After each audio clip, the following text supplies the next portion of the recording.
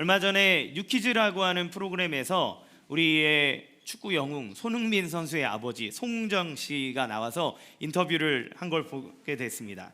그분이 얘기할 때 이 자녀 교육의 부모님이, 우리나라는 스포츠 스타들이 부모님이 다 대단하시더라고요. 근데 손흥민에게 그를 훈련시킬 때 기본기를 가장 중요하게 훈련시키고 가르쳤다 그래요. 그래서 18살이 되기 전까지는 슈팅 연습도 시키지 않았대요. 왜냐하면 이 무릎이 상할 수 있기 때문에. 그래서 철저하게 그 유소년과 청소년 시기에는 기본기 훈련만 하게 했답니다. 그리고 오른발잡이인데 왼발을 잘 사용하게 하기 위해서 본인도 그렇게 했는데 축구와 이 혀에다가 압정을 박아가지고 오른발을 쓰면 압정에 찔리게, 그래서 무조건 왼발을 쓰게 이렇게 만들었다 그래요. 그래서 왼발 중심의 생활을 하게 하려고 무조건 어디를 들어갈 때도 왼발부터 이렇게 탁 내딛도록 하고, 신발 양말을 신을 때도 왼발부터 신도록 하고, 그래서 아주 집요할이 많지 왼발을 쓰도록 그렇게 했습니다. 그것을 통해서 자유자재로 경기 중에 이 왼발을 쓸 수 있도록, 자유자재로 모든 발을 쓸 수 있도록 키웠다는 거죠. 왜 그렇게 했냐라고 물어보니까 그가 얘기하기를, 나는 우리 흥민이가 축구를 즐겁게 했으면 좋겠다, 그 얘기를 했어요. 그 아이가 그라운드에 나가서 행복했으면 좋겠다, 그게 내 소원이다. 그런데 그 축구를 즐겁게 하려면 그라운드에서 자유로워야 된다. 자기가 하고 싶은 거를 마음대로 할 수 있어야 그곳에서 즐겁다. 그렇게 하기 위해서는 기본기를 혹독하게 해야 된다, 이렇게 얘기를 했어요.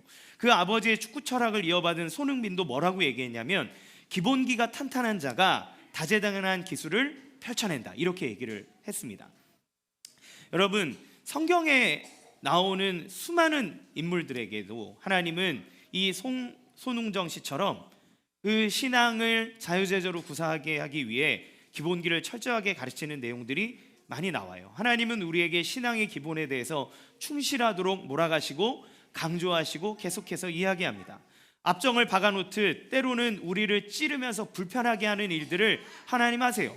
하나님은 왜 이렇게 우리를 불편하게 하시는가? 하나님, 내가 신앙생활하고 살아가면 기쁘고 즐겁고 행복하고 편안하고 이렇게 돼야 되는데, 왜 내가 하나님을 믿으면 믿을수록 하나님은 간혹 나를 찌르고 나를 불편하게 하시는가? 그것은 우리가 인생이라고 하는 이 그라운드 속에서 살아갈 때 하나님의 놀라운 은혜와 승리의 이야기를 펼쳐낼 수 있도록, 마음껏 그 자리에서 행복하게 살아갈 수 있도록 하나님은 끊임없이 우리에게 기본기를 반복시켜 주신다는 것을 알 수 있습니다.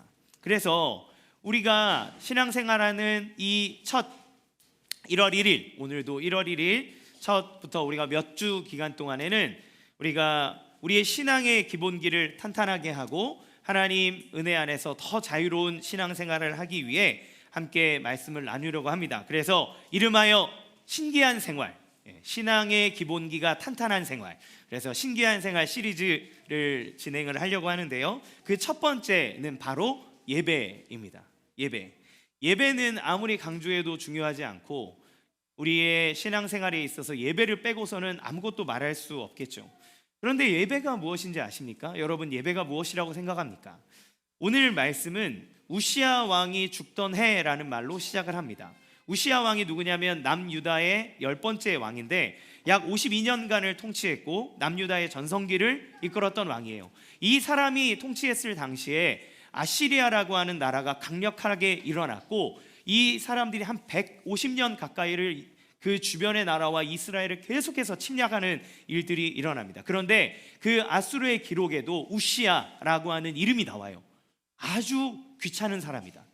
그래서 이 우시야 왕이 있을 때에는 아수르가 유다를 침공하여도 그걸 다 막아낼 수 있을 만큼 탄탄한 국방력을 가지게 한 왕이었고, 경제적으로도 문화적으로도 또 신앙적으로도 나라의 부흥기를 이끌었던 그러한 강력한 왕입니다. 그런데 그 왕이 죽던 때라고 시작해요. 그럼 무엇을 의미합니까? 그 나라의 운명이 되게 위기에 처해 있다. 여러분, 악한 왕이 있다가 그가 죽으면 그래, 다음 사람은 좀 괜찮지 않을까라고 하는 희망을 갖게 되지만, 정말 탁월한 왕이 있다가 그가 죽으면 그 다음은 그를 능가할 만한 사람이 없을 수 있다는 불안감이 생기게 되는 거죠. 그러니 이제 우리 국가의 번영은 끝난 것이 아닌가? 우리를 통치하고 우리를 다스렸던 강력한 왕이 사라졌다. 이제 우리는 누구를 의지해야 되지? 라고 하는 불안감이 그들 가운데 있었습니다. 이런 혼돈의 상황 가운데서 이사야에게 놀라운 환상이 펼쳐지는 것이 이 6장의 내용이에요. 이 환상을 본 장소는 4절에 보면 성전의 연기가 충만했다라고 하는 표현으로 봤을 때 성전이라고 하는 것을 생각해 볼 수 있습니다. 그리고 그 시간은 그 단에 핀 숯이라는 표현을 쓴 것으로 볼 때 제사를 막 지내고 난 다음, 제사가 끝나고 난 다음에 이 불씨를 가지고 불을 계속 피거든요. 그러니까 하나님께 드리는 제사가 다 끝나고 난 직후라고 하고 우리가 생각을 해볼 수 있어요. 환상은 어떤 장면이었을까요? 여러분 잘 들으셔야 됩니다. 문제 요정이 낼 수도 있어요. 자, 하나님께서 보여주신 장면은 천상의 장면이었는데 높이 들린 보좌에 하나님이 앉아 계시는 모습이에요. 하나님은 높이 들린 보좌에 앉아 계시고 하나님을 그 성전에 앉아 계신 주님을 봅니다. 우리는 주님을 생각할 때 교회에만 성전에만 계시는 것으로 착각하지만 하나님은 하늘에 군림하시는 분이고 땅은 그분의 발등상도 되지 못한다고 성경은 얘기합니다. 모든 것을 통치하시는 하나님이시기에 그 성전에 가둬둘 수 없다라고 솔로몬도 이야기하죠. 그래서 하나님이 높이 들린 보좌에 앉았다라고 하는 건 온 우주 만물을 창조하시는 왕이시다라고 하는 걸 표현해요. 그분의 옷자락은 성전에 가득했다고 얘기합니다. 그분의 충만하심, 모든 것 가운데 존재하시고 모든 것에 관여하시고 모든 것에 영향을 끼치시는 하나님의 충만함을 보여줍니다. 그분의 주변에는 스랍들, 천사들이 그 하나님께 거룩하다, 거룩하다, 거룩하다 라고 하면서 외치고 있어요. 근데 그 스랍들의 모습이 어땠냐면 날개가 6개가 있습니다. 날개가 6개가 있는데 이 두 위쪽에 있는 날개로는 얼굴을 가리고 중간의 날개로는 하늘을 날고 그리고 마지막 그 날개로는 발을 가리고 있다 그랬어요. 얼굴을 가린다라고 하는 건 그 하나님의 영광스러움이 너무나 크고 놀랍기 때문에 감히 그분을 볼 수 없음을 시인하는 것이고, 발을 가리고 있다라고 하는 건 나의 부족함, 겸손함, 이렇게 하고 있으면 겸손해지죠. 그렇죠? 하나님 앞에 자기의 연약함의 모습을 감춤으로써 자기의 초라함을 나타내고 있는 겁니다. 그 아름답게 빛나는 광채의 천사도 하나님 앞에서 자기의 모습이 초라하고 부족하고 하나님을 감히 볼 수 없게 얼굴을 가리면서도 그분의 영광을 거룩하다, 거룩하다, 거룩하다라고 하며 찬양하는 모습을 봅니다. 그 소리가 어찌나 크던지 터가 흔들리고 연계가 가득하여 그 하나님의 무한하심이 그 가운데 있다는 것을 이사야가 보게 되는 거죠. 이사야가 목격한 이 장면은 무엇을 보여주고 있습니까? 진짜 왕이 있다는 것을 보는 거예요. 진짜 왕을 아련하게 되는 겁니다. 우시야 왕이 죽던 해에 하나님은 이사야에게 영원히 죽지도 않고 다스리시는 진짜 왕이 누구이신지를 당신의 존재를 통해 보여주는 거예요. 무슨 말입니까? 우시야 왕 때문에 나라가 부강했고 안전하고 부유한 줄 알았는데 우시야 왕이 아니라 진짜 왕이 계셨다.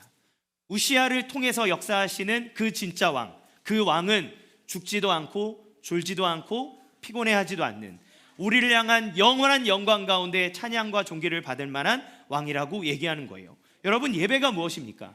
예배는 우리의 인생을 다스리시는 진짜 왕을 뵙는 겁니다. 그리고 그 왕 앞에 합당한 자세를 취하는 것을 예배라고 하는 거예요. 따라서 예배의 주도권은 우리에게 있지 않습니다. 우리 예배의 주도권은 하나님에게 있어요. 우리의 인생에 있어서 여러분의 우시야 왕은 무엇입니까? 나의 삶을 윤택하게 하고 나를 평안하게 하고 안정되게 하는 것, 그래서 끝없이 그것을 갈망하고 그것을 의지하고 그것을 탐구하고 그것을 따르고 붙잡고 그것을 위해서 여러분의 모든 인생의 열정과 에너지를 다 드리는 그 여러분의 인생의 우시야는 무엇입니까? 사실 우리는 하나님을 믿는다 하지만 우리의 인생의 우시야를 우리의 왕으로 삼고 그것이 없으면 우리의 인생이 망가질 것처럼 살아가고 있지는 않은지요. 그러나 그 우시야는 하나님이 아닌 그 가짜 왕은 반드시 죽는다는 것을 여러분 기억하십시오. 건강이 그렇습니다. 물질이 그렇습니다. 삶의 평안이 그렇고 내가 믿고 모든 것을 다 투자한 우리의 자식이 사실은 우리를 실망하게 하고 우리를 어렵게 하고 우리를 힘들게 만드는 그러한 것이라는 걸 우리는 기억해야 돼요. 그것들은 우리의 예배의 대상이 아닙니다. 우리가 누려야 할 하나님의 복이지만, 그러나 우리는 그것을 경배해서는 안 되고, 그것을 우리의 하나님처럼 섬겨서도 안 되고, 그것을 의지해서도 안 됩니다. 하나님이 그래서 그 우시야 왕이 죽던 해에 비로소 하나님을 보여주는 거예요. 여러분, 우리가 언제 하나님을 찾습니까? 경제적인 어려움이 찾아와서 나 이제 어떡하지? 내가 그렇게 자신하던 건강이 무너져서 힘조차 쓸 수 없을 그때 비로소 우리의 인생을 주관하는 진짜 왕이 계시다는 것을 우리는 보게 되죠. 그 우시야 왕이 죽던 해, 하나님은 너의 진짜 왕이 누구인지를 보고 그것에 대한 합당한 열매를, 그리고 자세를 보이라고 얘기합니다. 그렇습니다. 내가 하나님보다 의지하고 예배하고 추앙하는 그것은 반드시 우리를 실망하게 하기에 우리는 그것을 예배해서는 안 된다고 하는 거죠. 그래서 하나님은 우리에게 당신을 예배하도록 하나님 자신을 우리에게 보이십니다. 왜 그토록 하나님은 우리에게 예배하게 하시는가요? 최승근 교수님이라는 분이 예배라고 하는 책을 쓰셨는데, 그 안에는 이렇게 얘기합니다. 우리가 예배하지만 우리가 예배할 수 있는 중요한 이유는 하나님이 우리를 위해서 예배 안에서, 예배를 통해서 일하셨고 일하시기 때문이다. 그러니까 하나님이 우리에게 예배하게 하시는 이유는 그 예배를 통해서 하나님이 우리에게 복을 주시고, 예배를 통해서 하나님이 일하셨고 앞으로 일하시기 때문에 하나님이 우리에게 복을 주기 위해 예배의 자리로 초청하신다라고 이야기를 합니다. 하나님의 역사하시는 은혜를 베푸시는 중요한 방편이 예배라는 거예요. 그러면 그 예배가 실패하면 우리가 어떻게 하나님께서 우리에게 베풀어 주시는 그 은혜와 축복들을 다 받아 누릴 수 있겠습니까? 그러기에 우리는 이 시간을 통해서 우리의 예배가 참된 예배 안에서 어떤 일들이 일어나는지를 알아보기 원하고, 우리의 예배를 한번 점검해 보기를 원합니다. 첫 번째, 참된 예배 안에는 회개가 일어납니다. 하나님의 보좌를 목도한 이사야의 첫 반응은 회개였어요. 5절 말씀 우리 세 번역으로 같이 읽어보겠습니다. 시작. 나는 부르짖었다. 재앙이 나에게 닥치겠구나. 이제 나는 죽게 되었구나.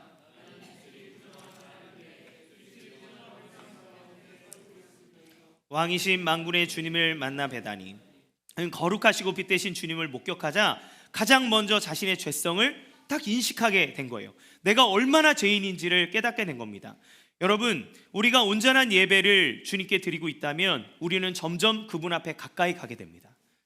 그리고 그분이 왕이고 그분이 광명하신 하나님이요 빛되신 것을 보게 됩니다. 그분께 가까이 가고 가까이 가면 갈수록 어떻게 되냐면 우리는 우리의 죄와 우리의 연약함에 민감하게 돼요. 왜요?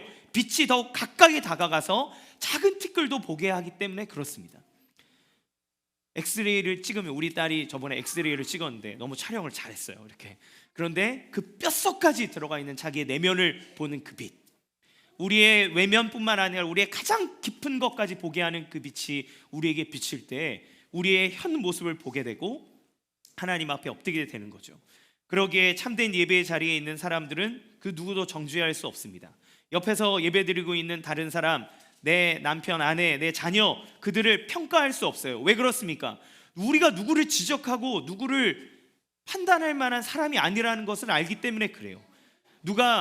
저희가 다른 사람을 판단하고 그에게 화를 내고 그에게 지적하는 이유는 무엇입니까? 상대적으로 나는 의롭고 내가 하고 있는 것은 잘하고 있고 문제는 너에게 있다라고 하는 그 판단 안에 있기 때문에 그렇지 않습니까? 그런데 하나님의 보좌 앞에 나갈 때 주님이 비추시는 빛으로 말미암아 내 상태가 심각하다는 것을 알게 됩니다.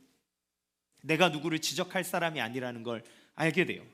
내가 어떤 사람인지를 가장 먼저 보게 되는 거죠. 여러분, 하나님이 보좌에 계시다고 하는 건 첫 번째로 왕의 모습을 보여주지만 왕이 했던 가장 중요한 일 중에 하나가 뭐냐면 심판이에요. 심판.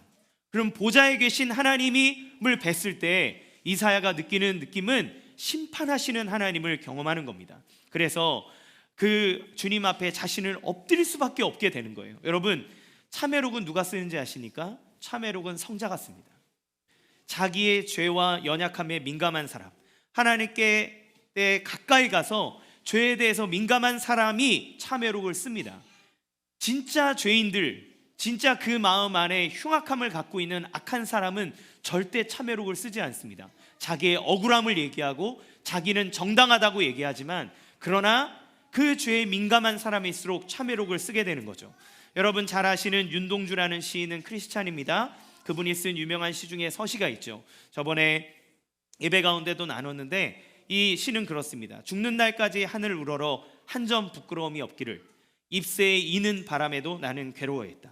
여러분 여기에 잎새에 이는이라고 할 때 이다라고 하는 단어는 눈에 거의 띄지 않을 정도로 아주 미세하게 흔들리는 것을 의미해요. 그런데 그것에도 괴로워했다라고 얘기하는 건 뭐냐면 자기의 부끄러움, 죄에 대해서 그만큼 민감하게 반응하고 하나님 앞에 나아갔다는 것을 뜻합니다. 이 시는 그분의 하나님을 향한 자기의 죄의 민감성을 너무나 많이 보여줘요. 거룩하신 그분 앞에서 의롭다고 자신할 수 있는 사람은 이 세상에 그 누구도 없습니다. 하나님의 선지자로 정결하게 살아왔던 이사야도 마찬가지예요. 그래서 그는 고백합니다. 나는 이제 죽게 되었다. 거룩하신 하나님 앞에서 나도 죄악덩어리다. 그가 내 입술이 부정하다라고 얘기했죠. 이게 선지자에게 얼마나 치명적인 이야기인지 아십니까? 선지자가 뭐 하는 사람입니까? 말하는 사람이에요. 하나님에게, 사람들에게 하나님의 말씀을 전하는 사람입니다. 그러면 그가 이야기할 때 자기 스스로 하나님의 말씀을 전하기에 사람들을 판단하고 나는 그나마 거룩하다, 정결하다라고 하는 생각을 갖지 않겠습니까? 여러분 목사가 갖고 있는 제일 치명적인 문제가 뭔지 아십니까? 제가 하나님의 말씀을 전하기 때문에 마치 제 입술이 거룩하고 제 삶이 거룩하다고 착각할 때가 있다는 거예요. 제가 하나님의 거룩한 빛에 들지 않으면 저는 저 자신을 오해하고 저 자신에 대한 심각한 착각을 일으키게 되는 경우가 있다는 거예요. 이사야가 그 상황입니다. 그런데 하나님의 빛 앞에 섰더니 내가 사람들에게 하나님의 말씀을 전하고 하나님의 뜻을 전하지만 나의 입술도 백성의 입술과 다르지 않구나. 내가 하나님에게 용서를 받아야 되는구나 라고 고백하게 되는 거죠. 그것이 예배하는 사람의 첫 모습입니다. 사랑하는 성도 여러분, 여러분의 예배 가운데 하나님 앞에서 여러분의 참 모습을 보기를 원합니다. 내가 누구인지를 알고 그 거룩하신 분 앞에 나아가 우리 자신을 납작 엎드리며 하나님의 은혜를 구하는 여러분이 되기를 주님의 이름으로 간절히 축원합니다. 이 타이밍에 맞춰 우리 사랑하는 자녀들을 위해 우리 퀴즈 요정을 불러보도록 하겠습니다. 퀴즈 요정 나와주세요.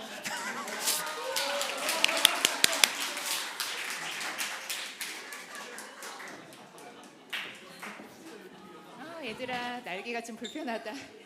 안녕. 자, 나는 퀴즈 요정이야. 현타가 좀 오지만 그래도 퀴즈 요정이야. 너희들이 생각한 것보다 좀 나이가 많을 거야. 자, 우리 친구들 거기 다 들어가 있으면 어떡하니? 예배. 자, 우리 오늘 아까 목사님이 말씀하셨죠. 오늘 성경 퀴즈 맞히면 뭐가 있다고? 자, 이거 보세요. 자, 어마어마한 상품이 있어요. 자, 우리 성경 퀴즈를 한번 같이 맞춰보도록 할게요. 자, 문제 주시겠어요? 자, 한 가지. 자, 문제 할 때 자유 이러면 안 되고 어떻게 한다? 이름을 외쳐야 돼요. 은찬 이렇게 손을 드는 거예요. 알겠죠? 은솔 이렇게. 전설 미안. 천사랑 항상 했었지. 우리 그래서 그렇지. 서진 이렇게 잘했어요. 자, 한번 연습해 볼게요. 하나, 둘, 셋. 야, 우리 오늘 새로운 친구도 아주 적극적 좋아요. 그런 자세. 자, 우리 첫 번째 문제예요. 자, 같이 읽어볼게요. 자, 오늘 나온 말씀의 주인공이 이사야예요. 그치, 예언아, 이사야. 자, 이사야는 놀라운 환상을 보게 돼요. 그쵸? 근데 그 환상이 무엇인지 맞추는 거예요. 자, 1번. 그 환상의 내용이 하나님이 화를 내고 계셨대요. 자, 2번. 하나님이 보좌에 앉아 계셨대요. 자, 3번. 너희들이 좋아하는 하나님이 게임을 하고 계신 거예요. 자, 4번. 하나님이 기도를 하고 계셨대요. 자, 하나, 둘, 셋 하면 그래, 아직 아니야. 흥분하지 말고. 자, 할게요. 하나, 둘. 자, 근데 번호만 얘기하면 안 돼요. 번호 얘기하고 답을 얘기해야 돼요.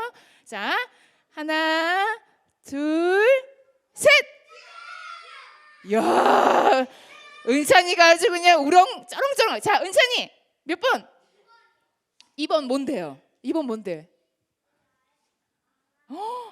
안와 계셨어요? 발음이 좀 샜네. 자, 하나님이 보좌에 와. 예언이 반 맞았어요. 자, 우리 은찬이, 은찬이 나오세요. 우리 은찬이 선물 뽑기. 자, 빠빠빠빠빠빠. 자, 시간은 3초 줄게요. 자, 빠빠빠빠빠빠. 자, 둘, 셋. 자, 빨리 하나, 둘, 셋. 힘들지? 오케이. 자, 네. 자, 이제 두 번째 문제예요. 두 번째 문제. 잘 들어야 돼요. 자, 두 번째 문제. 자, 두 번째 문제 주세요. 자, 자, 보세요. 우리 이사야가 하나님을 보게 되자 한 행동이 있어요. 알 것 같죠? 자, 이사야가 하나님을 보게 되자 한 행동이 있어. 자, 그게 뭘까?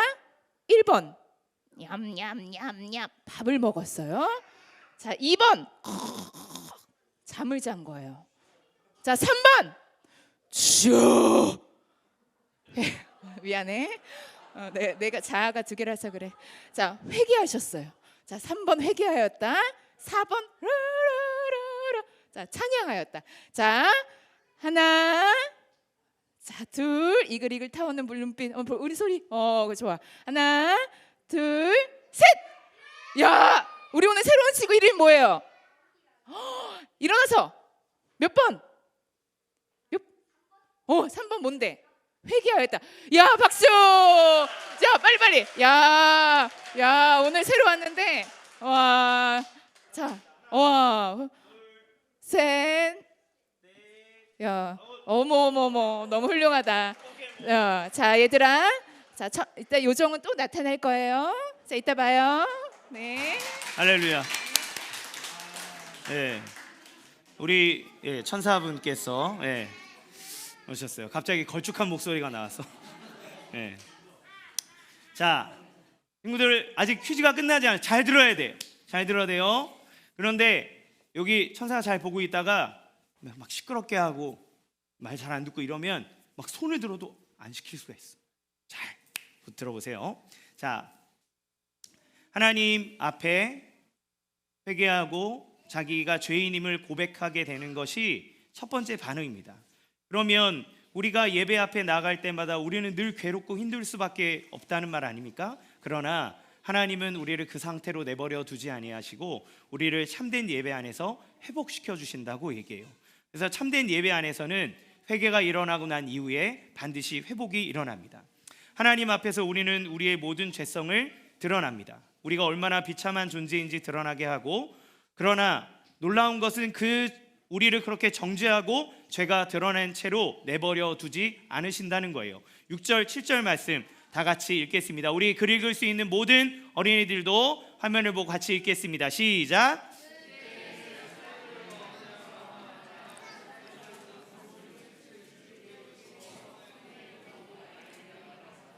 그것을 나의 입에 대며 말하였다. 이것이 너희 입술에 닿았으니 너의 악은 사라지고 너의 죄는 사해졌다. 주님께서 스랍들 천사들을 통해서 부정한 이사야를 정결케 하십니다. 스스로 그의 입에 대어 그를 속죄하세요. 이사야의 부끄러움을 없애주시는 겁니다. 그에게 누추한 옷을 벗기고 거룩한 옷을 입혀주셔서 새로운 존재가 되게 하시는 거예요. 이제 더 이상 죄는 이사야와 하나님을 갈라놓지 못합니다. 그런데 여러분, 어떻게 이렇게 될 수 있을까요? 숯불 하나 가지고 입술에 대었을 뿐인데 그것이 어떻게 이사야를 정결하게 하고 회복시켜 준다는 말입니까? 여러분, 원래 이 장면에서 보여지게 되는 자연스러운 결과는 심판하시는 하나님 앞에서 마땅히 죽을 자에게 내려지는 하나님의 심판이 임해야 합니다. 그러나 이사야는 죽지 않았어요. 오히려 그는 사함을 얻었습니다. 그냥 괜찮다라고 말씀하신 것이 아니라 너의 죄가 속죄되었다, 사해졌다고 말합니다. 하나님은 우리를 어떻게 회복시켜 주시는가?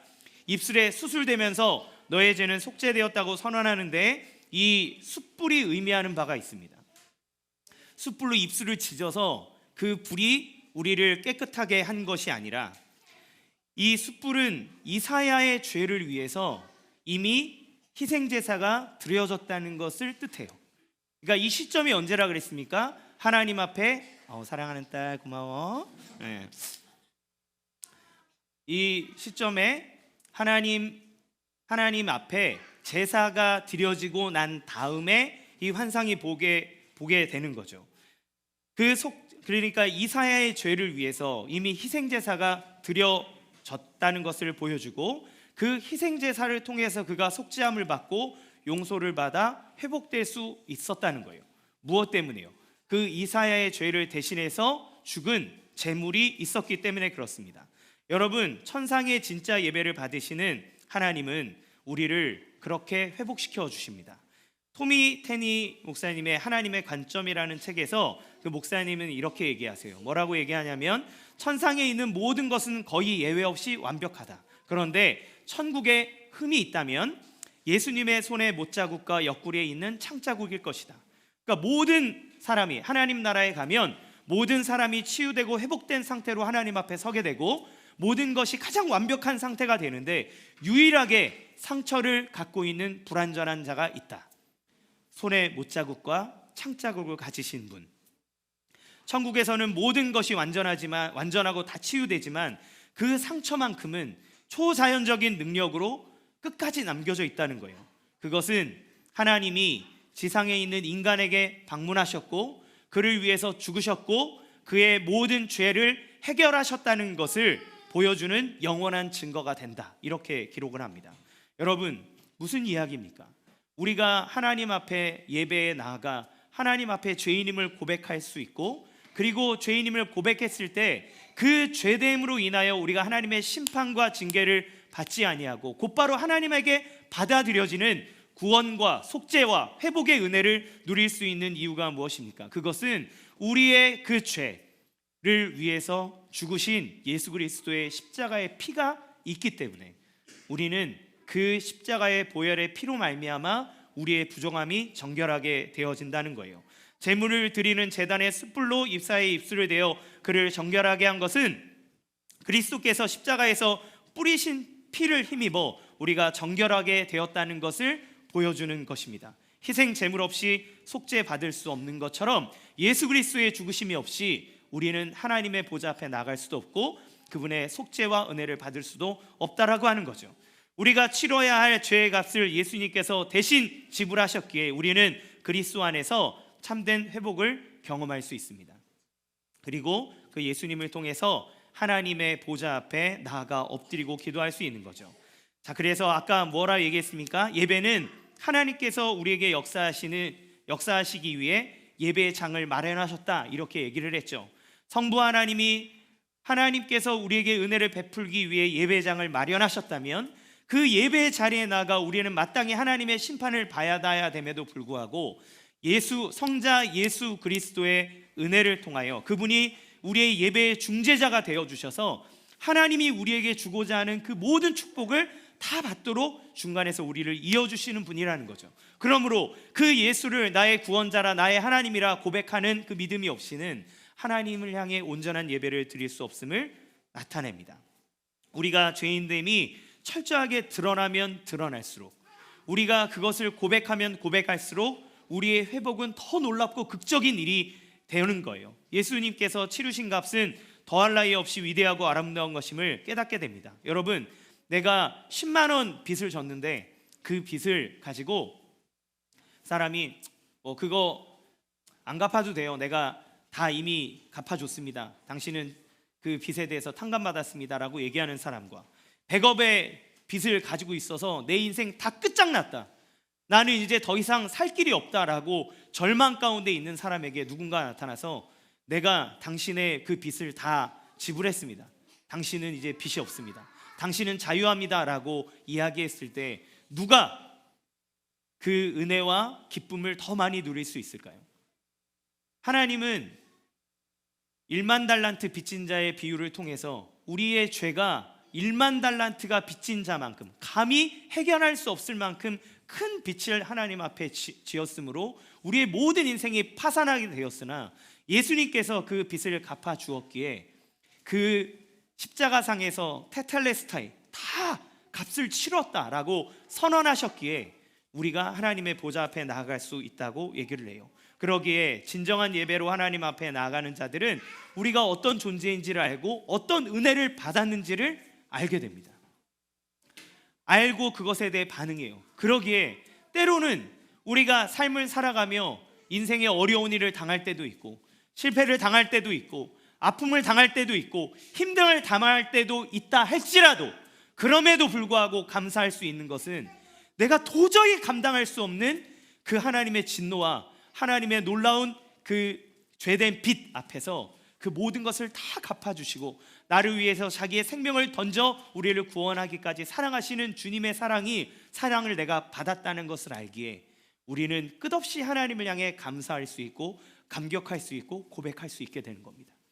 그리고 아들을 아끼지 아니하고 내어주신 그 하나님이 그 아들과 함께 모든 것을 우리에게 주시지 않겠느냐.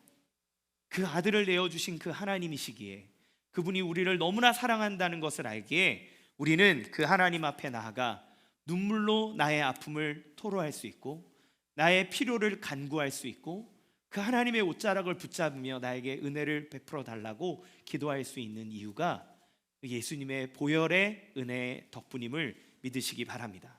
여러분, 종교적인 행사로서의 예배는 이것을 경험할 수 없습니다. 종교의 예배는 자기의 목적이 있어요.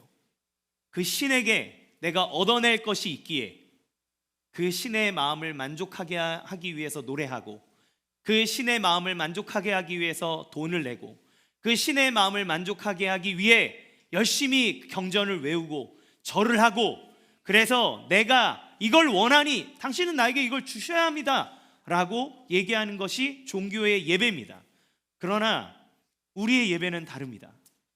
우리가 아무것도 하나님 앞에 할 수 없고 하나님은 우리에게 무엇도 받으실 필요가 없는 분인데 하나님이 우리를 위해서 은혜를 주시기 위해 예배의 장을 마련하셨고 그리고 우리가 그 은혜를 받을 수 없는 존재이기에 죄로 가득하여 하나님과 함께 있으면 하나님의 형벌을 받아 죽을 수밖에 없는 우리이기에 당신의 아들인 예수 그리스도를 보내어 우리의 모든 죄값을 다 깨끗하게 하사 우리로 하여금 하나님을 예배할 수 있도록 하나님 안에 은혜를 누릴 수 있도록 우리를 불러주셔서 그 은혜에 반응한 것이 예배입니다. 하나님이 베풀어 주신 것에 대해 감사하고 하나님 존재에 대해 찬양하고 하나님이 우리를 위해 행하신 그 모든 것에 반응하는 것이 예배이기에 우리는 그 하나님 앞에 엎드리고 그 하나님의 은혜를 누릴 수 있게 되는 거죠. 여러분, 교회에 와도 아무 기대가 없다면, 여러분이 예배 가운데 소망을 느끼지 못하고 있다면, 여전히 여러분이 예배 가운데 있음에도 불구하고 내가 얻지 못한 것으로 인해 결핍을 계속 느끼고 있다면 그러면 우리는 다시 한번 우리의 예배를 돌아봐야 합니다. 하나님의 옷자락이 성전에 가득했다 그랬고 그 연기가 자욱했다. 모든 것이 빈틈없을 정도로 가득히 찼다는 것은 그 하나님의 존재 자체가 우리의 모든 것을 채우고도 남을 만큼 풍성한 것을 얘기해요. 주님 한 분만으로 나는 만족합니다라고 하는 찬양의 고백은 그냥 가사 한 줄에 지나는 것이 아니라 그 하나님의 영광스러움이 너무나 크고 놀랍기 때문에 그 하나님을 예배하는 것 자체로 내 안에 기쁨과 즐거움으로 가득해지는 거죠. 여러분, 우리나라의 이 신앙을 이끌었던 수많은 믿음의 선배들은 사람들의 수많은 핍박과 아픔 속에서 그 신앙을 지켰습니다. 그게 어떻게 가능할까요? 그것은 그들이 아픔과 고통 가운데 있다 할지라도 그럼에도 불구하고 그들의 심령과 삶 가운데 충만하게 부어주시는 하나님의 은혜, 우리를 구원하기 위해서 자기의 생명을 아끼지 아니하고 내어주신 그 하나님의 사랑의 크기와 넓이가 얼마나 큰 것인지를 알므로 그들은 그 모든 것으로 인해 만족하고 감사하고 기뻐할 수 있는 거죠. 우리가 부모님의 사랑에 대해서 깨닫게 될 때 때로는 우리의 상황이 어렵다 할지라도 그 부모님이 나를 위해 베풀어 주신 사랑으로 인해서 감사하고 따뜻해지고 충만해지지 않습니까? 그 모든 것에 뛰어난 하나님이 주시는 은혜를 누릴 때 우리는 그러한 하나님의 풍성한 은혜와 회복을 경험할 수 있게 된다는 것입니다. 사랑하는 성도 여러분, 예수님이 여러분을 위해서 십자가에 죽으셨습니다. 여러분이 하나님께서 예배를 통해 마련하신 그 은혜와 축복을 여러분이 다 받게 하기 위해서 그분이 자기의 몸을 찢어 우리를 위해 십자가에 달리셨고 그리고 우리의 중재자가 되사 하나님께로부터 막혀있는 모든 통로를 열어 여러분에게 하나님의 은혜를 부어주시도록 그분이 죽으셨습니다. 우리는 그 예수님을 통해서 하나님의 은혜와 충만함을 받은 줄로 믿습니다. 이 시점에서 우리에게 은혜를 베풀어줄 퀴즈 요청을 불러오도록 하겠습니다. 예, 나와주세요. 자, 올라오는 길이 좀 험하긴 하지만, 자, 우리 친구들, 자, 이제 문제 또 있어요. 자, 이제 욕심내보자. 교회에서 욕심내면 안 되는데 그래도 자, 한번, 자, 우리 욕심난다 이 선물. 자, 우리 이제 문제 한번 주시겠어요? 자, 아까 잘 들었죠? 우리 예언이랑. 자, 이사야가 당연히 죽었어야 되는데 이사야가 어떻게 됐는지 우리 친구들 잘 들었을 거예요. 자, 이사야가 어떻게 됐는지 우리 1번 하나님한테 꾸중을 들었어요. 2번 하나님이 스티커를 주셨어요. 우리 스티커 좋아하잖아, 그렇지? 3번 하나님께서 죄사함을 주셨어요. 자, 4번 아직 흥분하지 말고 하나님이 사탕을 주셨어요. 자, 우리 초등부 친구들도 다 맞히면 돼요. 알겠죠? 자, 하나 둘. 예언이 눈빛 예사롭지 않다. 자, 하나 둘 셋. 은솔이. 야, 은솔이 뭐예요? 몇 번 뭐예요? 우리 은솔이가 잘하는 거는 일단 손만 들고 봅니다. 네, 유아이치부에서도 일단 손을 잘 들어요, 은솔이가. 자, 은솔이 몇 번? 다시 생각해 보자. 4번. 4번. 사탕을 주셨대요. 은솔이 좋아하죠, 사탕? 아니에요. 은솔이 미안해요. 사탕 줄게. 네. 자, 하나, 둘, 셋. 예은이. 예? 뭐예요? 4번? 다시 잠깐만. 내적 갈등이 있지만 다시 한번 생각해 봐요. 몇 번이에요? 몇 번? 3번. 그렇지. 겨우겨우 맞췄다. 자, 뭐예요? 하나님께서 뭐 해 주셨죠? 죄사함. 우주에 가셨어요? 하나님께서 죄사함을 주셨다고. 자, 할렐루야. 정답. 야. 자, 이따가 자, 선물 뽑기. 네. 예언이. 우리 예언이 자. 자, 5셀 거예요. 자, 하나, 우리, 주님의 둘, 은혜가 충만했어요, 우리 예언이한테. 셋. 자, 넷. 자, 우리 다음 문제 한번 네, 주시겠어요? 네. 다음 문제 우리 자, 친구들 이제 한번 맞춰 보자. 자, 이거는 너무 중요한 거예요. 자, 오케이. 하나님께서 자, 이사야가 제사함을 받을 수 있는 이유가 있어요. 그게 왜 때문일까? 자, 1번 그 희생 제물이 뭔지 맞히는 거예요. 자, 깨끗한 양이에요. 자, 2번 사람을 낚는 베드로 알죠? 우리 사람을 낚는 베드로가 희생 제물이 된 거예요. 자, 3번 꿈을 꾸는 요셉이 있어요. 자, 4번 십자가에 죽으신 예수 그리스도. 그 희생 제물이 뭔지 맞춰볼 거예요. 하나, 둘, 셋.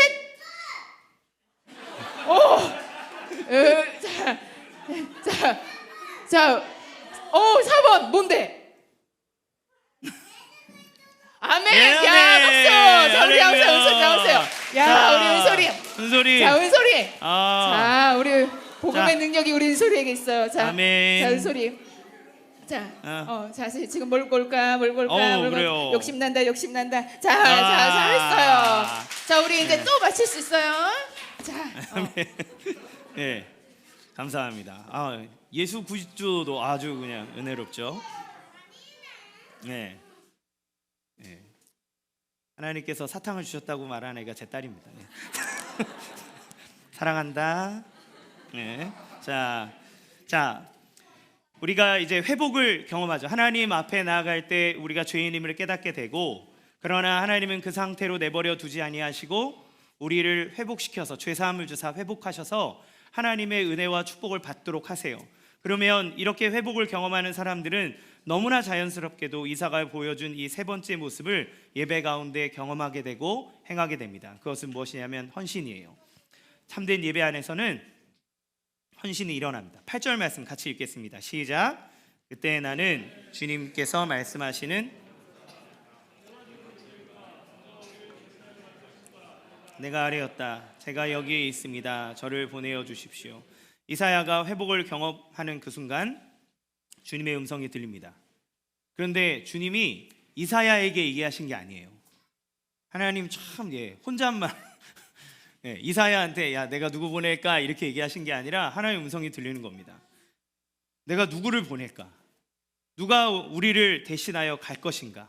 이렇게 얘기하시는 거죠. 그 이야기를 들었을 때에 하나님 앞에 회복을 경험한 이사야가 얘기하기를 제가 여기 있습니다. 저를 보내주십시오. 얘기하는 거예요. 하나님은 어디로 가야 되는지 뭘 해야 되는지 말씀하지 않으십니다. 심지어 이사야를 향해 했던 이야기도 아니에요. 그런데 이사야는 하나님의 음성에 대해서 반응하고 대답합니다. 주님, 제가 여기 있습니다. 저를 보내주십시오. 우리는 때로는 봉사라고 하는 걸 할 때 그저 내가 생각하는 것을 하려고 할 때가 있습니다. 왜 그런 일이 일어날까요? 그 봉사가 정말 봉사라고 생각하기 때문에 그래요. 그러니까 하나님이 내가 무언가를 해드려야만 된다라고 생각하기 때문에, 하나님이 무언가 결핍이 있어서 그것을 내가 채워줘야 된다라고 생각하기 때문에 우리는 우리 자신에게 하나님에게 엎드리고 순종하는 마음이 아니라 내가 무언가를 베푸는 마음으로 봉사를 하려고 합니다. 그러나 엄밀히 얘기하면 자기의 하나님께서 주신 은혜에 대한 반응의 헌신입니다. 하나님은 어디로 가라, 무엇을 해라라고 얘기하지 않아요. 근데 우리는 항상 뭐라고 얘기합니까? 주님, 어디로 갈지를 얘기해 주시면 계산 좀 해보겠습니다. 하나님, 뭘 할지를 말씀해 주시면 제가 한번 따져보겠습니다. 제 시간 스케줄 보겠습니다 라고 얘기하지만 하나님은 이상하게도 그렇게 하지 않으세요. 우리 하나님 되게, 제가 이런 표현 그렇지만 이상하세요. 아브라함한테도 딱 나타나셔서 야, 내가 저기로 가야 되니까 가나안 땅으로 가, 이렇게 얘기하지 않으시고 내가 떠라, 너 내가 지시할 땅이 있다, 어딘가요? 가라. 어디로 가나요? 가라. 북쪽에, 동쪽에, 서쪽에, 남쪽에 가라. 가래요. 가야만 비로소 알 수 있는, 하나님이 예수님을 통해서 우리에게 당신의 모든 것을 내어주셨을 때 우리는 믿어야 되는 것이 있는데 그분은 우리를 위해서 가장 좋은 것을 주시는 분이라는 것입니다. 믿음이 없이는 하나님을 기쁘시게 할 수 없는데 하나님께 나아가는 자는 반드시 그가 계신 것과 그가 자기를 찾는 자들에게 상 주시는 이심을 믿어야 된다고 얘기했어요. 왜요? 때로는 그분의 생각과 그분의 계획이 너무나 크고 광대해서 아무리 그 이야기를 들어도 우리가 이해할 수 없고 생각할 수 없게 주님은 우리가 이해할 수 있는 방향 하나로 그냥 얘기하시는 경우들이 있습니다. 점진적인 그 하나. 그런데 하나님은 그 하나를 통해서, 그 헌신에 반응하는 일을 통해서 하나님은 일을 이루세요. 하나님으로 인해서 생명을 얻은 사람, 그는 이제 하나님에게 대해서 자기의 모든 것을 아끼지 않는 사람이 되는 겁니다. 브라이언 채플 목사님의 은혜가 이끄는 삶이라고 하는 책에서 아브라함 링컨의 일화가 나와요. 링컨이 시골 변호사로 있었던 시절에 얼마 안 되는 수입을 모아서 노예 경매장에 가게 됐다고 합니다. 그리고 그는 거기 경매에 나와 있는 여자 노예를 큰 돈을 걸어서, 자기가 갖고 있는 돈을 걸어서 그 노예를 삽니다. 그리고 사서 그 노예, 여자 노예에게 즉시 당신은 자유인이 됐습니다. 당신은 자유자가 됐으니 이제 마음껏 가십시오. 당신은 나의 노예가 아닙니다라고 하면서 그 흑인 여자를 자유인으로 풀어줬대요. 그때 그 여자가 어떻게 얘기했을까요? 선생님, 정말 저를 이 사슬에서 풀어주시는 건가요? 물론이죠. 그러면 이제는 제가 주인을 따르지 않아도 된다는 말입니까? 저는 자유인입니까? 얘기합니다. 그러니까 그렇습니다. 당신은 어디든 원하는 대로 가도 좋습니다. 당신은 자유인입니다. 그랬더니 그녀가 어떻게 얘기했을까요? 그렇다면 저는 선생님과 함께 가겠습니다. 그는 노예로서 간 것이 아니라 자유인으로서 기꺼이 그 링컨에게 자기의 삶을 같이 드리는 거예요. 내가 당신과 함께 하겠습니다. 당신을 섬기며 당신이 하는 그 일에 함께 동참하겠습니다 라고 얘기하는 거죠. 여러분, 하나님이 우리를 부르셔서 하나님의 자녀로, 하나님의 일꾼으로 하나님의 일을 행하는 사람들의 삶은 우리가 어쩔 수 없이 우리가 이 일을 해야만 그에게 무언가를 얻어내기 위해서 하는 것이 아닙니다. 우리가 어렸을 때 정말 많이 듣는 이야기 중에 하나가, 너가 이 봉사를 하면 하나님이 그 봉사한 것 때문에 너에게 축복을 주실 거다. 물론 하나님 앞에 섬기고 헌신하면 하나님 복을 주세요. 맞습니다. 그건 틀린 말은 아니에요. 그러나 전제가 다 틀립니다. 우리는 하나님에게 복을 얻기 위해서 헌신하고 하나님에게 복을 얻기 위해서 봉사하는 것이 아닙니다. 우리는 하나님에게 말도 안 되는 은혜를 받아서 하나님이 우리를 자유하게 하셨기 때문에 우리는 그 은혜와 사랑에 반응해서 하나님께 봉사하고 섬기고 다른 사람들을 위해 살아가는 삶을 살게 되는 것이에요. 내가 그것을 했으므로 하나님이 나에게 복을 주시는 게 아니라 이미 하나님이 나를 위해서 놀라운 복을 주셨고 예비하시고 끝없이 부어주시기에 우리는 나를 위해 베풀어 주신 하나님의 은혜에 감사하여서 기꺼이 우리의 삶을 헌신하고 올려드리는 겁니다.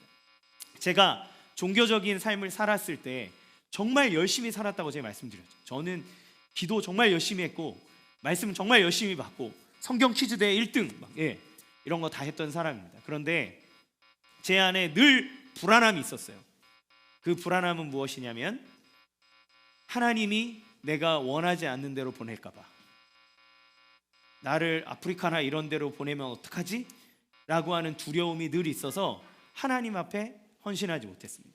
그런데 제 마음속에 내가 이렇게 하나님 앞에 섬기고 봉사해야 하나님 복을 받는데, 헌금을 많이 해야 하나님의 복을 받을 텐데 라고 하면서 용돈도 털어서 다 준 적도 있고, 내 아르바이트 했을 때 첫 월급을 하나님 앞에 다 드린 적도 있는데 그건 그 은혜에 감사해서라기보다 사실 내가 이렇게 드리면 하나님이 나에게 더 주시겠지, 내가 이렇게 봉사하면 하나님이 나에게 더 많은 복을 주시겠지, 내가 더 잘 되겠지, 앞으로 내가 하는 모든 일에 탄탄대로로 열리겠지 라고 하는 대가성 봉사와 헌신과 헌금들이 너무나 많았어요. 그러기에 헌신의 밤, 선교대회 이런 거 가면 마음이 너무 불편해요. 하나님도 좋고 다 좋은데, 그런데 하나님이 내가 원치 않은 대로 그냥 가라 그럴까 봐 그것이 너무너무나 힘들었습니다.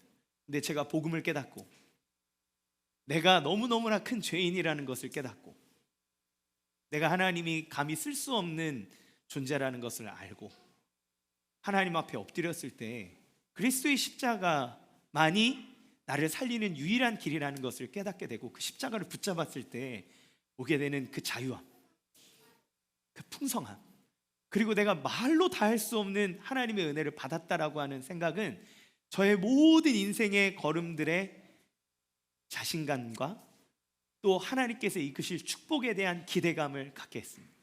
내가 설사 이렇게 하지 못한다 할지라도 하나님이 나를 받아주실 분이라는 것을 알기에 염치불구하고 하나님 앞에 엎드려서 주님, 전 죄인입니다, 하나님 저를 용서해 주세요라고 고백할 수 있었고, 내가 부족함에도 불구하고 그 하나님의 옷자락을 붙잡으며 하나님 도와주세요, 이끌어주세요 라고 얘기할 수 있었어요. 그래서 제가 사역의 길로 걸어갈 때 제가 할 수 있는 하나님이 저에게 주신 재능을 찾고 재능에 대한 모든 목록을 가질 수 있는 직업들 군들을 이렇게 쫙 깔아놓고 난 다음에 하나님 앞에 기도했습니다. 하나님, 뭐를 시키셔도 하나님 나라와 영광을 위해 살겠으니 당신이 원하시는 대로 저를 써주십시오. 저 경매할 때 보셨죠? 이게 제가 네, 저희 아버지는 저에게 세일즈를 하기를 원하셨어요. 아버지가 하기 원하셨던 거기 때문에. 그래서 저에게 늘 얘기했습니다. 너가 세일즈를 하면 너는 판매 왕이다. 네. 그래서 하나님 앞에 만약 하나님 그걸 원하신다면 그렇게 누군가를 가르치는 걸 좋아했기 때문에 가르치라 하시면 가르치는 일로, 근데 하나님의 말씀을 전하라 하시면 전하는 사람으로, 무엇을 하든 제가 그 자유함을 얻고 난 다음에 하나님 어느 방향인지는 알지 못하나 주님이 가라 하시면 제가 거기로 가겠습니다라는 고백을 드리게 되었고, 그때 하나님께서 저를 그때 이거다라고 말하지 않으셨는데 그 신기한 길들을 하나하나씩 열어가시며 지금 이 자리까지 와 있게 되어 있습니다. 그래서 돌이켜 봤을 때 하나님의 완벽하신 계획과 인도하심 아래 왔구나, 하나님의 은혜에 반응하여 하나님 앞에 드렸던 그 이야기는 하나님은 나를 가장 복된 길로 이끌어 가시고 그 일을 통해 하나님이 영광 받으시는구나 라고 하는 것들을 깨닫게 되었습니다. 사랑하는 성도 여러분, 여러분의 예배 가운데 하나님을 향한 진정한 헌신이 일어나기를 원합니다. 우리 교회는 개척교회입니다. 개척교회를 세운 건 계속 누차 말씀드리지만 더 사랑의 교회라는 정말 좋은 교회에 있다 오셨잖아요. 그런데 하나님 앞에 여러분이 헌신하며 예배 가운데 반응하며 오셨을 때 우리는 하나님께서 이 가운데 그 예배를 가운데 하나님의 은혜와 회복을 부어주시기 원한다는 하나님의 약속도 그 가운데 포함되어 있습니다. 그러기에 우리는 하나님 앞에 즐거이 헌신할 수 있습니다. 그분이 우리에게 주신 것이 크고 우리에게 베푸실 것이 크기 때문에. 우리가 하나님 앞에 무엇입니까 주님? 제가 당신의 말하는 그것을 하겠습니다라고 고백할 때 하나님은 그렇게 고백하는 그 사람의 말을 받아주시고 하나님의 거룩하신 일에 사용하시고 그것을 통해 당신의 영광과 능력과 기사를 드러내실 겁니다. 성경에 나와 있는 그 수많은 사람들의 믿음의 선배들의 이야기는 모두 다 이 이야기의 반복입니다. 그들이 어떻게 하나님을 보았고 하나님 안에서 어떻게 은혜를 깨달았고 그 깨달은 은혜에 대해서 어떻게 반응하고 살아왔는가.